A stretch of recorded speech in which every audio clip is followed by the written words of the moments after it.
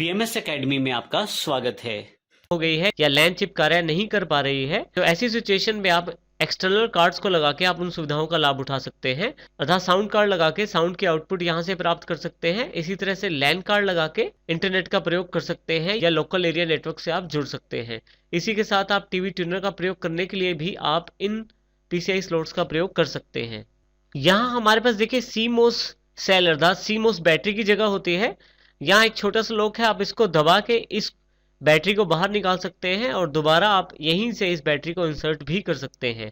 यदि आपके कंप्यूटर में डेट टाइम सही नहीं दिखाया जाता, बार बार आप ठीक करते हैं, वो बार बार खराब हो जाता है, तो इस केस में आप CMOS बैटरी को बदल सकते हैं।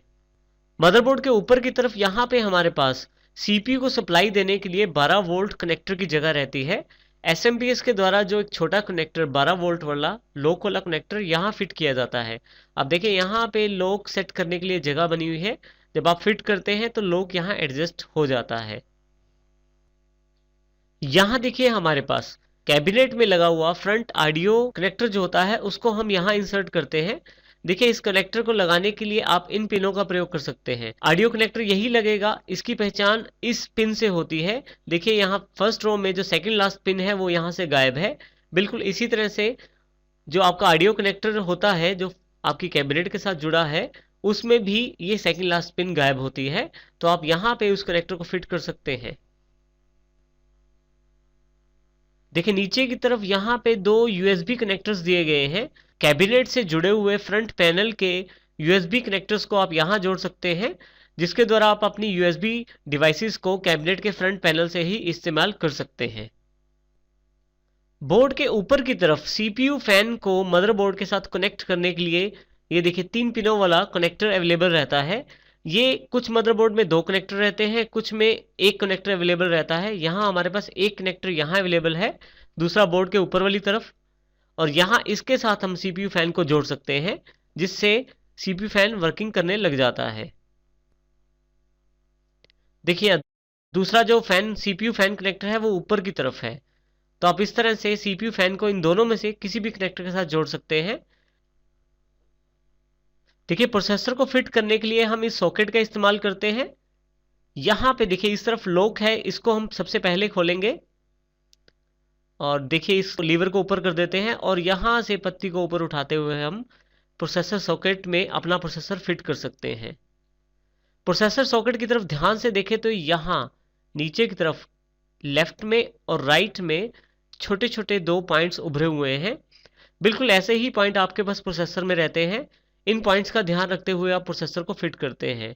इंटेल के बोर्ड्स में मुख्यतः पिनलेस प्रोसेसर को फिट करने के लिए 2 कट्स का इस्तेमाल किया जाता है। देखिए एक लेफ्ट और एक राइट की तरफ दिया जाता है। आप यहाँ पे अपने प्रोसेसर को फिट कर सकते हैं।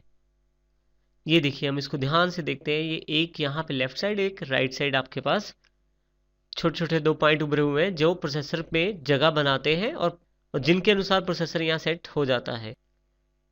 यहाँ देखिए हम ड्यूल कोर प्रोसेसर को देखते हैं। आप देखिए दोनों तरफ लेफ्ट साइड और राइट साइड यहाँ थोड़ी थोड़ी जगह छोड़ी गई है प्रोसेसर में, जो उन कट्स के साथ फिट हो जाती है और जिससे ये प्रोसेसर उस सॉकेट में पूरी तरह सेट हो जाता है। ये भी इंडिकेशन देता है कि किस प्रकार आप प्रोसेसर को प्रोसेसर सॉकेट में लगा सकते हैं। अब हम इसको प्रोसेसर सॉकेट में फिट करते हैं। देखिए कट का ध्यान रखते हुए हम यहाँ पे प्रोसेसर को प्रोसेसर सॉकेट में लगाएंगे।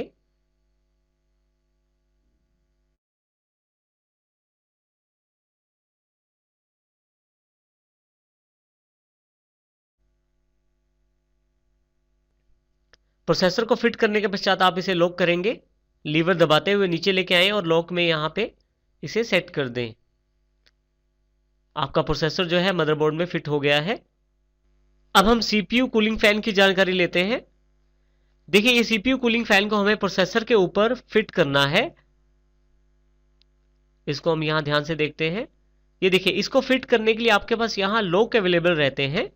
इन लॉक्स का इस्तेमाल करते हुए आप इस फैन को मदरबोर्ड में फिट कर सकते हैं और ये फिटिंग प्रॉपर होनी चाहिए, अन्यथा यदि ये फिटिंग प्रॉपर नहीं होती है या आपका फैन प्रॉपरली फिट नहीं हो पाता है तो आपका कंप्यूटर रीस्टार्ट कर सकता है प्रोसेसर गर्म होने के साथ ही।